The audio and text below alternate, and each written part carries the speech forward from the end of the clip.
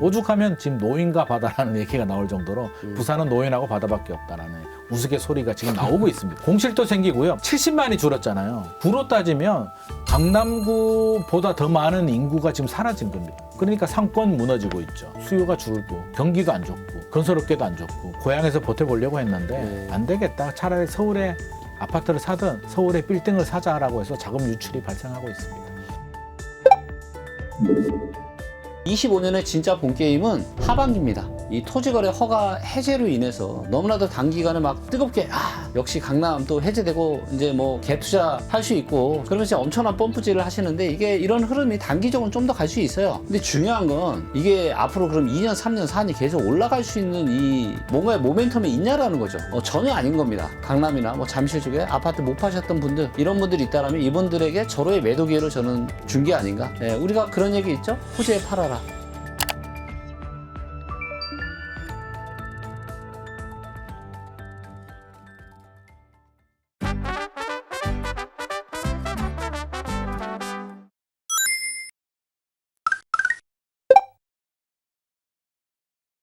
지금 부동산 시장은 어떻게 한마디로 정의한다면 어떻게 말을 해야 될까요? 저는 뭐 극심한 양극화? 저는 조선시대하고 똑같다고 보는데요. 다시 이제 조선시대로 돌아간 것 같습니다. 조선시대도 한양만 잘 살았고요. 나머지 곳들은 다 벽화가 고팠는데 지금 또 이제 서울로만 몰려들고 아마 이런 소식 보시는 지방에 계시는 분들은 전혀 공감을 못할 것 같습니다.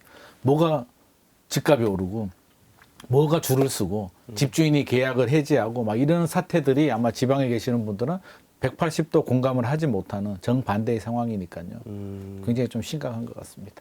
조선시대에도 그런 상황이 있었던 거예요?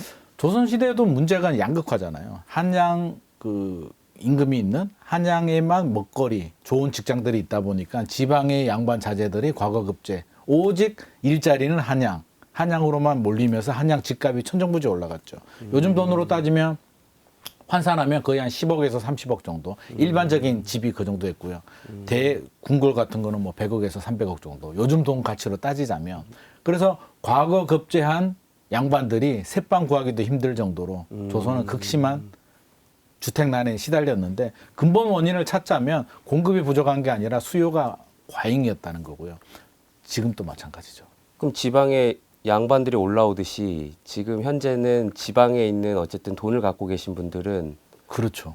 지방이 내수 경기 침체에 미분양에 입주 물량 폭증에 인구 감소에 모든 어려움들이 지방에다 몰려 있기 때문에 예전에는 이제 자제들 인서울에서 좋은 대학교로 가는 자제들만 유출이 됐는데 최근의 흐름을 보게 되면 경기가 안 좋다 보니까 지방에서 건물이라든지 한마디로 돈 좀 있는 분들이 정리를 하고 서울밖에 답이 없다. 똘똘한 지역, 똘똘한 한 채 서울로 지금 들어오게 되면서 이게 맞아떨어지는 거죠. 서울은 수요가 늘어나고 있는데 지방은 수요가 줄어들면서 지방은 굶어 죽고요.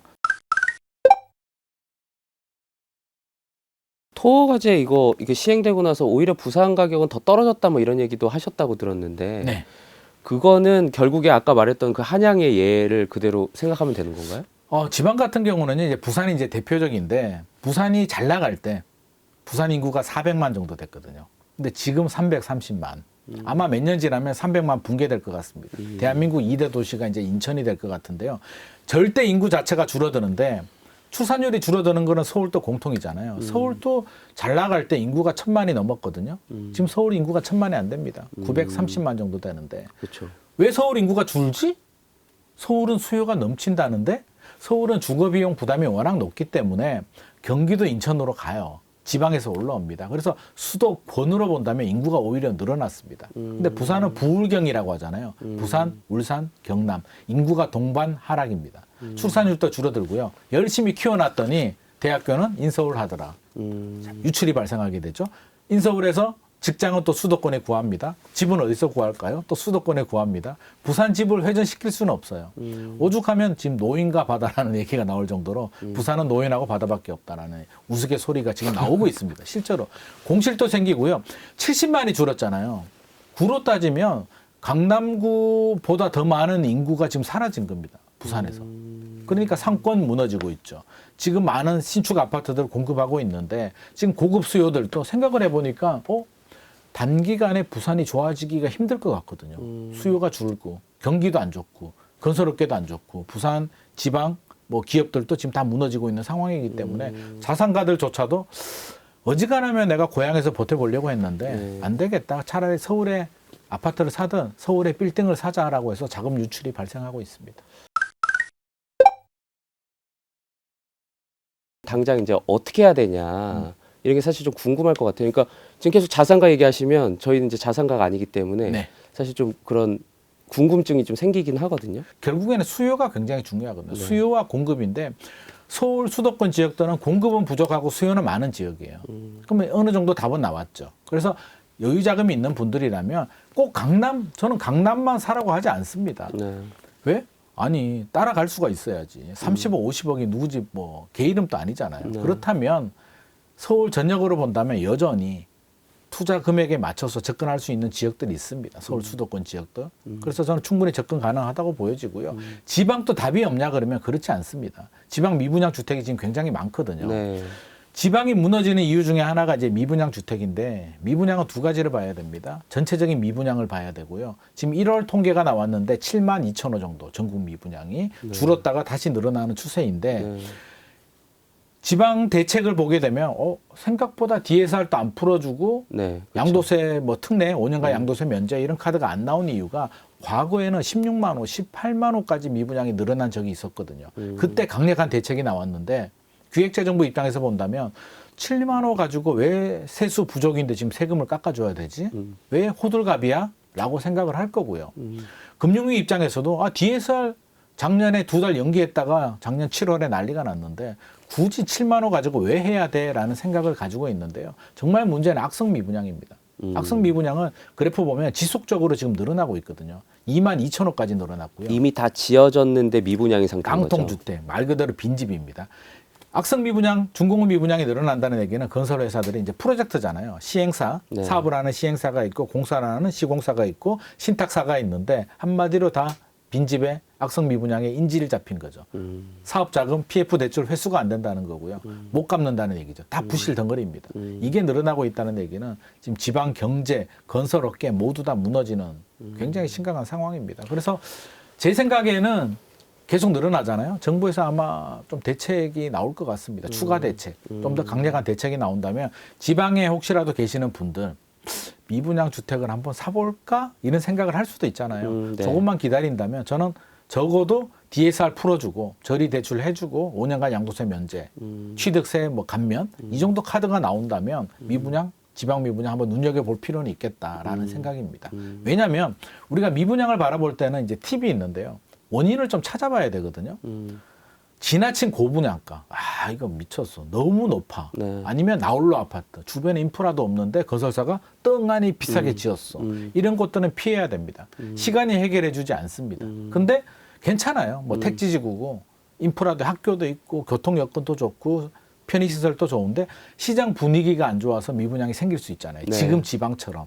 시간이 지나면 지방이 계속 죽지는 않거든요. 인구가 감소해도 어느 정도 차이가 서울과 벌어지게 되면 좁혀지는 구간이 나옵니다. 이렇게 나올 때 인프라가 좋은 곳에 최근에 건축비가 많이 올라가지고요. 아무리 시골도 요즘 신축 아파트들 분양가 국평 변형 84가 한 5억 정도 나오거든요. 근데 지방에 가보면 3억짜리 미분양 꽤 많이 있습니다.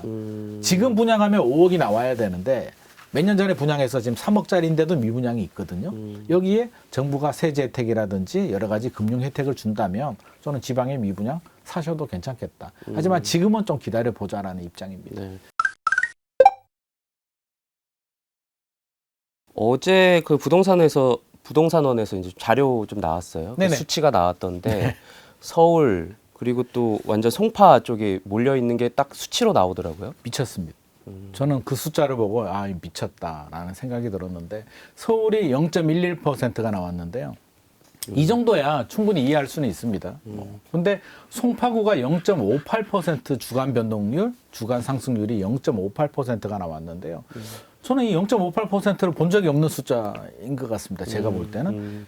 그러면 우리가 공감이 잘 안 되죠. 0.58이 어떤 숫자인지. 이게 주간 변동률, 주간 상승률인데요. 우리가 1년이 52주잖아요. 이 52를 곱하면 30%. 집값이 30% 올라가는 속도로 지금 송파구 집값이 올라가고 있다는 얘기입니다. 그러니까 얼마나 빨라요. 자동차 속도로 따지면 한 달 전만 하더라도 한 80km 정도였는데 지금 200km 정도로 급가속을 하고 달리고 있으니까 아마 이 통계를 보면 국토부도 지금 깜짝 놀랐을 거고요. 저도 깜짝 놀랐고요. 더 걱정되는 건 다음 주에는 240km로 달리지 않을까. 최고의 숫자가 나오지 않을까 굉장히 걱정이 됩니다. 억눌려 있었는데 오세훈 서울시장이 토지거래가 구역을 전격적으로 풀어버렸거든요. 그렇죠. 시장에 2번 자극을 주게 됩니다. 그냥 푼 것도 아니고 1월에 해제할 수도 있다. 맞아요. 적극 검토할 수 있다는 발언을 탁 던집니다. 그러면 시장에서 싫어하는 거는 불확실성, 좋아하는 거는 기대감이거든요. 토지거래 허가 구역이 풀려? 토지거래 허가 구역이라고 한다면 한마디로 실제 거주하는 분들만 살 수 있습니다. 계약하고 잔금 치면 무조건 입주를 해야 돼요. 2년 동안 입주를 해야 되고 전세 끼고 못 산다는 얘기잖아요. 그럼 지방에 계시는 돈 많은 분들이 강남에 아파트를 못 사잖아요. 이게 토지거래가 구역이거든요. 이거를 풀 수 있다고 하니까 집주인들은 어떤 생각을 하냐면 나도 전세 낀 집을 팔 수 있겠구나. 투자 수요들이 늘어날 수 있겠구나에 자극을 받는 거고요. 두 번째 자극은 뭐냐면 토지거래가 구역이 모든 강남이 다 지정된 게 아닙니다. 네. 이번에 풀린 지역들이 우리 잠삼대청이라고 하잖아요. 잠실, 삼성, 네. 대치, 청담동인데 지정 안 된 곳이 있어요. 강남에서. 반포. 우리 부촌이라고 하잖아요. 반포는 토지거래 허가 구역에서 빠졌어요. 그동안 5년 동안. 그러다 보니까 반포 뉴스 보셨잖아요. 뭐 원벨리 아파트 50억, 60억.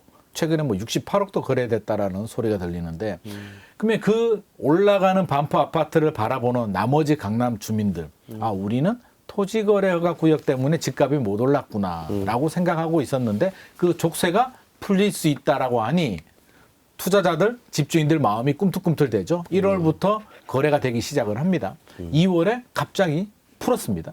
풀고 나니까 이제 폭발적인 반응을 일으키는데 저도 이 정도 반응이 나올 줄은 몰랐는데요. 이제 뭐 지방에서도 올라오고 갈아타시고 생각하시는 분들이 분위기를 보니 장난이 아니거든요. 토지거래가 허가 구역이 풀리기 전에 잠실 뭐 엘스 리센츠 우리 엘리트 아파트라고 하는데 그 랜드마크 아파트들이 최고 가격이 국평이라고 하죠. 전용 84가 28억 5천만 원이 최고 가격이었거든요. 최고 가격이라는 얘기는 뭐 27억, 26억에도 거래되고 27억에도 거래되고 이제 이 정도 상황이었는데 로얄동 로얄층 가장 튄 거래가 28억 5천이었는데 풀리고 나니까 이게 30억을 뚫고 호가는 뭐 33억도 부르고 며칠 전에 33억인데 또 모르겠습니다. 오늘 아마 또 호가를 더 올릴 수도 있는 분위기니까 이렇게 올라가다 보니 불안하죠. 또다시 불안하다 보니 서둘러야겠다. 무리해서라도 들어가야겠다라는 심리가 작동이 되면서 지금 뭐 거의 뭐 아비규환? 뭐 그런 상황인 것 같습니다. 이게 잠실 하나의 문제 같으면 우리가 걱정도 안 하죠. 그러다가 말겠지. 시장의 수요자들은 현명한 판단을 하거든요. 집값이 지나치게 오버슈팅이네? 너무 달렸네라고 하면 굳이 할 이유가 없잖아요. 네. 우리가 집 못 사서 죽은 귀신이 있는 것도 아니고 안 할 텐데 시장의 반응은 다른 대치동이나 개포동이나 다른 뭐 반포든 압구정 입장에서 본다면 저거 봐라. 잠실 국평이 30억이 넘었다고? 그러면 우리는 이제 가격이 올라갑니다. 그리고 잠실에 아파트를 판 주인들은 어디로 갈까요? 상급지로 가잖아요. 네. 지금 반포 쪽도 또 난리가 났습니다. 왜? 또 팔았는 분들이 돈을 들고 또 사러 오니까 여기 집주인들은 또 올립니다. 상급지들 집값이 올라가게 되고요. 나머지 잠실 옆 동네가 이제 신천동이잖아요. 파크리오 아파트가 있는 곳. 밑으로 내려가면 이제 가락동, 헬리오시티가 있는데 그쪽으로 또 수요들이 가죠. 저 동네 너무 올랐어. 옆 동네로 갈래. 그러면 또 바로 동쪽으로 가면 옆 동네가 또 강동구잖아요. 네. 강동구는 우리도 따라가야 되는 거 아니야? 강동구도 제가 며칠 전에 갔다 왔는데 거래가 되더라고요. 슬금슬금 올라가고 꿈틀꿈틀대고 문의도 늘어나고 부동산들이 이제 막 바빠지려고 합니다. 그럼 그걸 바라보는 또 마포, 성동구 마음은 어떨까요? 다음은 우리 차례네? 라고 생각을 할 거고요. 더 위로 올라가면 이제 노도강 있잖아요. 네. 우리가 약세 지역이라는 노도강 주민들도 기다리면 우리 차례까지 오겠군. 네. 우리도 좀 희망을 가지고 기다려 봐야겠다라는 지금 희망 회로를 돌리고 있으니까 저는 이게 내버려 두게 되면 확산되는 거는 시간 문제고요. 어디까지 확산되느냐가 관건인데 수도권의 서울 인근 지역까지는 저는 확산이 불가피할 것 같습니다. 지방까지 가지는 않을 것 같고요. 수도권 서울 인근 지역들, 성남시, 용인시, 하남시, 이런 지역들, 과천시는 당연하고요. 불길이 번질 텐데, 그럼 이제 국토부나 서울시는 또 고민에 빠지겠죠. 이거를 내버려 둬야 될까? 내수 경기도 어려운데 어떡하지? 이걸 잡아야 될까? 아마 지금 굉장히 대책 마련에 고심을 하고 있을 것 같고요. 내버려 둔다면 수도권 확산은 불가피하다. 개입을 한다면 또 노도강 입장에서는 우리 동네 물이 좀 들어오려다가 또 꺼져버렸네. 불길이 오려다가 안 되네. 라는 또 실망을 할 수도 있는 부분이죠. 집주인 입장에서는. 아니 그러면 여기 이제 SBS 여기 목동 여의도 네. 우리 지역은 어떻게 되는 건가요? 목동은 이미 난리가 났죠. 신시가지라고 하잖아요. 1단지에서 14단지까지 노후 재건축 아파트인데 신속 통합 계획을 한다라고 해서 목동은 토지거래가 구역에 여전히 묶여 있습니다. 네. 안 풀어졌어요. 안 풀어져도 신고가입니다. 토지거래 허가 구역이 이게 맹점이 뭐냐면 서울시가 왜 풀어줬냐면요. 지정을 하면 집값이 안정이 돼야 되잖아요. 네. 지정을 해도 집값은 신고가가 나옵니다. 왜? 못 사는 게 아니라 실제 거주하면 되니까요. 제가 1주택을 가지고 있는데 목동에 아파트를 사고 싶어요. 토지거래 허가구역이에요. 입주를 해야 된대요. 그럼 어떻게 할까요? 내 집을 팔고 좋은 집으로 들어가면 됩니다. 그러니까 목동도 기대감, 재건축에 대한 기대감이 있기 때문에 토지거래 허가구역이 묶여 있음에도 불구하고 계속 신고가가 나오는 거고요. 풀어주게 되면 더 오르는. 이게 딜레마입니다. 묶어도 올라가고 풀어주면 더 올라가니까 이걸 어떻게 해야 되냐는 거죠. 그럼 어떻게 해야 되는 거예요? 그러니까 쉽게 지금 답을 못 찾는 이유고 더 근본적으로 가게 되면 이게 토지거래 허가 구역 하나만의 문제가 아니고요. 왜 이런 현상이 발생했을까를 생각을 해야 되잖아요. 앞에서 제가 조선시대 한양 이야기를 했는데 왜 조선시대 때 부산, 경상도, 전라도에서 공부 잘하는 양반집 자제들이 왜 그렇게 서울로 갔을까요? 일자리가 서울에 있으니까요. 양질의 일자리가. 똑같네요 지금 상황. 지금도 마찬가지죠. 왜 지방에 있는 공부 잘하는 학생들이 인서울을 할까요? 좋은 대학교가 있고 좋은 일자리가 있으니까요. 그분들이 서울에 올라와서 취직을 하죠. 양질의 일자리에. 그럼 부모님 입장에서는요. 자녀가 살 월세집, 전세집, 매매집을 구해줘야 되잖아요. 네. 서울의 수요가 늘어나죠. 한양도 수요가 과잉이지 주택이 부족이 아니에요. 지금도 자꾸 서울에 주택이 부족하다고 우리가 이야기를 하잖아요. 엄밀히 따지면 주택이 부족한 게 아니라 수요 과잉입니다. 지방에서. 그런데 최근에 더 심각해진 게 다주택자, 집을 많이 가지게 되면 어떻게 돼요? 규제가 있잖아요. 네. 취득세만 하더라도 1주택자들은 1에서 3% 취득세를 내는데 3주택 이상이면 12% 취득세가 냅니다. 중과세가 적용이 된다는 얘기고요. 종부세도 마찬가지고요. 양도세도 중과세가 있는데 한시적으로 지금 유예만 해줄 뿐이거든요. 그러면 우리가 생각을 해보면 제가 서울에 한 채가 있고요. 대구에 한 채가 있고요. 광주에 한 채 있고요. 부산에 한 채가 있습니다. 4주택이면 세금 규제 많이 두들겨 맞겠죠. 그럼 어떤 전략을 세울까요? 똘똘한 한 채로 가야 되니까 팔고 지방에 있는 세 채를 팔고 서울도 팔고 더 강남으로 가자. 똘똘한 지역, 똘똘한 한 채 현상이 이게 전국이 올라갈 때 같으면 이런 현상이 별로 생기지 않아요. 굳이 비싼 강남에 왜 사야 될까? 부산에 사도 되고 광주에 사도 되고 전라도 사도 되고 강원도 사도 되잖아요. 어차피 투자 대비 올라간다면. 근데 지금 지방은 오히려 집값이 떨어지는 상황. 유일한 탈출구는 서울, 그것도 강남이기 때문에 그냥 어떻게든 살아남으려고 어떻게든 출구가 보이는 곳으로 지금 전국에서 몰려들고 있는 상황입니다. 그럼 서울 내에서도 올라타고 경기도에서도 오고 인천에서도 오고 지방에서도 오고 아마 미국에서도 올걸요. 중국에서도 오고요. 중국에 계시는 분들도 삽니다. 외국인 투자자들도. 그렇겠죠. 그렇죠. 그럼 중국의 외국인 투자자들이 어디를 살까요? 한국에 와서 한국을 잘 몰라도 어디서 들어는 봤잖아요. 한국에서 강남이 좋다는 거. 부산 해운대 사시죠. 과연 살까요? 그러니까 이게 서울은 수요가 지금 한마디로 배가 터진다는 거죠.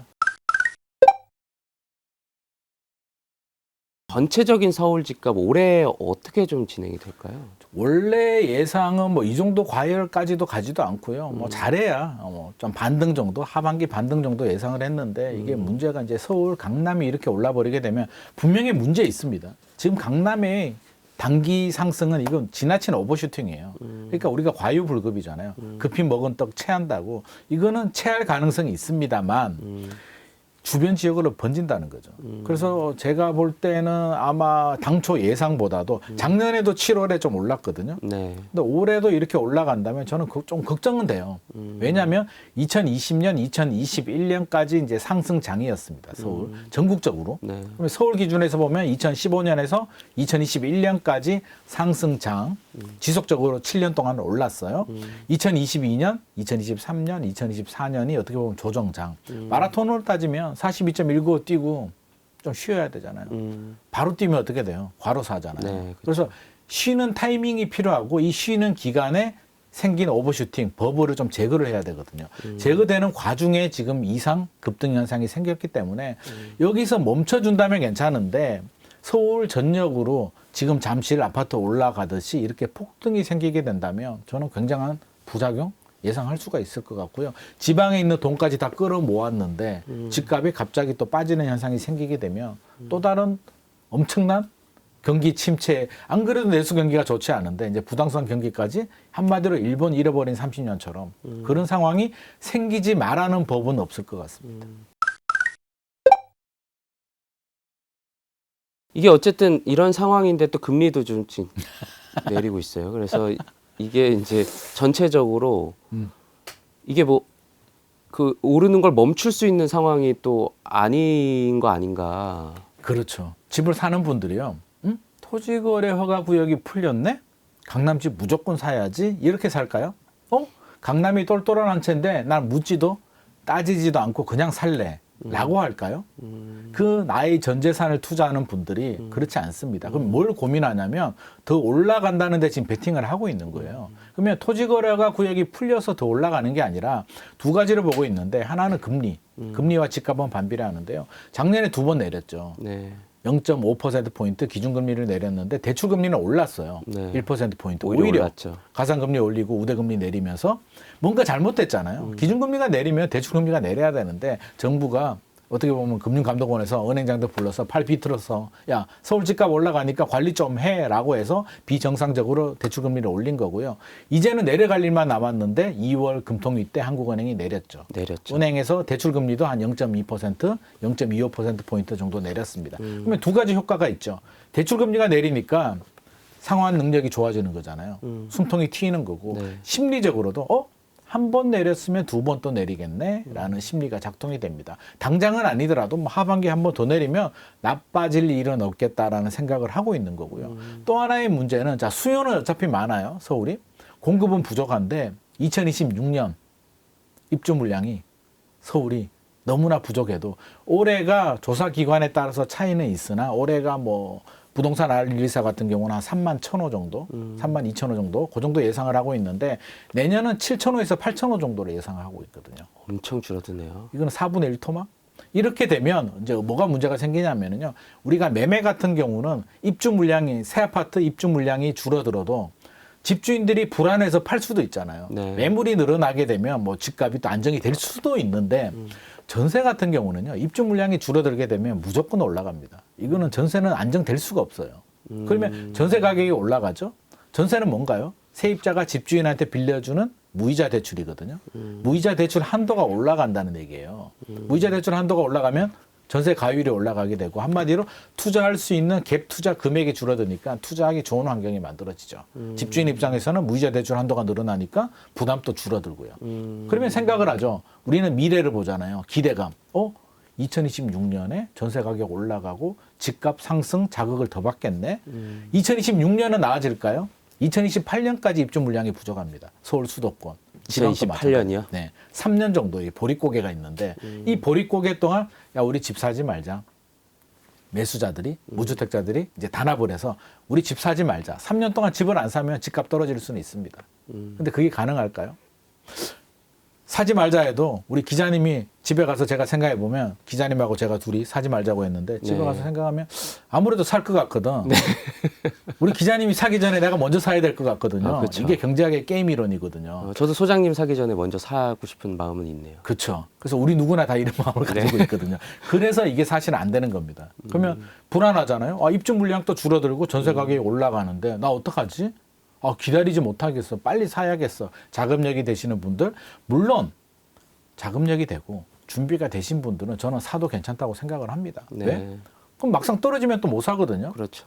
떨어지면 떨어진다고 못 사고요. 올라가면 올라간다고 못 삽니다. 이래나 저래나 못 사기 때문에 필요하고 준비가 되신 분들은 사서 보통 평균 7년 정도 보유를 하거든요. 네.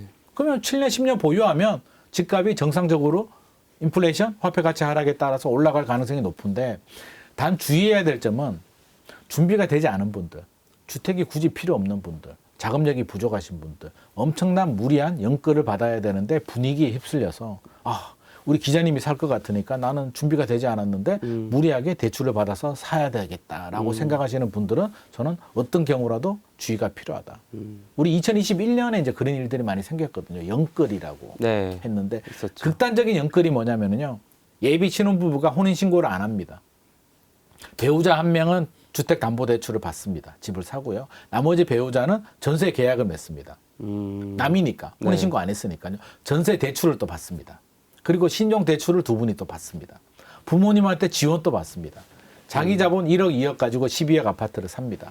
이게 엄청난 연끌인데 혹시라도 지금이라도 이런 자기 자본이 뭐 한 20% 정도밖에는 되지 않는데 이렇게 산다면 저는 절대 반대하는 이유가 집값이 떨어질 수도 있죠. 네. 중간에 떨어지는 구간이 나올 수도 있어요. 대출금리 언제든지 올라갈 수 있습니다. 우리 예상과 다르게. 미국이 안 올린다는 보장이 있나요? 2022년에 금리 그렇게 폭등할 줄 누가 알았나요? 그렇죠. 2021년에 파월 의장이 3년 동안 금리 안 올린다고 했거든요. 저도 그 말을 믿고 야 3년 금리 안 올릴 테니까 집값 안 떨어지겠네라고 얘기했다가 욕을 엄청 먹었습니다. 2022년에 금리가 오르더라고요. 네. 그렇게 금리가 급등했을 때 못 버티는 분이 그렇게 리스크 관리가 안 된 분들, 무리하게 연끌하신 분들이 못 버티고 손실을 보면서 급매로 던진 케이스들이 굉장히 많기 때문에 지금 이렇게 폭등장이 생기고 강남이지만 혹시라도 불안한 마음이 생기더라도 준비되지 않은 분들이라면 굳이 무리해서 할 필요는 없다라고 생각을 합니다. 저희가 이제 걱정하는 부분 중에 하나가 이제 7월 이제 대출 규제가 이제 어느 정도까지 나오느냐 뭐 이런 부분이잖아요. 이런 네. 부분에 대해서 영향을 어느 정도 받을까요? 어떨까요? 이게 대출 규제 지금 분위기를 보니까 대출 규제 뭐 풀릴 리는 만무하고요. 강화되면 강화될 가능성이 높은데 최근에 지방 미분양 대책이 나왔는데 DSR 규제 빠져버렸거든요. 맞았죠. 거기서 이제 힌트를 얻을 수가 있습니다. 금융위원회의 강경한 입장이 어지간하면 지방은 DSR 풀어줘도 되거든요. 미분양이 심각하니까 안 풀어줬다는 얘기는 대출 기조는 절대 변하지 않는다. 거기에 지금 서울 집값이 올라가게 되면 제 생각에는 스트레스 DSR 3단계를 조기 시행을 하거나 서울은 비율을 더 올릴 가능성이 높습니다. 대출 문턱을 더 올리겠다는 얘기인데 여기서 부작용, 또 부작용이 생기죠. 뭔 부작용이냐면 강남 같은 부자 동네는요. 사실은 자산가들이 많아요. 네. 30억, 50억 아파트를 사는데 풀 대출을 받아서 사진 않거든요. 그렇죠. 기본적으로 50억 아파트를 산다라고 하면 자기 자본이 한 50억에서 100억 정도는 기본이 있는 사람들, 수백억 자산가들. 그럼 양극화가 더 심해지죠. 대출 안 받아도 살 수 있는 분들입니다. 그럼 대출 규제 나오면 어디가 타격을 받느냐? 서울 DSR을 올리잖아요. 결국 서울 외곽 지역들, 노도강 지역들이 직격탄을 받습니다. 소득 수준이 강남보다 낮고 대출을 받지 않으면 도저히 살 수 없는 분들이 또 높아진 문턱에 걸려서 내 집 마련 또 못하고 전세 대출도 힘든. 제가 한 2달 전에 노원구 다녀왔는데요. 부동산 사장님이 하소연하더라고요. 강남 잡으려고 대출 규제하니까 강남은 날아다니고 노원구만 죽었다. 노원구 사람들은 대출 안 나오면 안 되거든요. 노원구뿐만 아니라 서울 외곽 지역들은 다 그렇습니다. 수도권도 그렇고요. 지방도 그렇고요. 그래서 저는 대출 규제가 만능 열쇠도 아니고 강남 집값 잡기도 역부족이다. 그래서 이게 종합적인 대책 마련, 근본적인 대책 마련이 좀 필요하지 그냥 단순히 DSR 올리는 것만으로 해결되기는 좀 어려울 것 같습니다.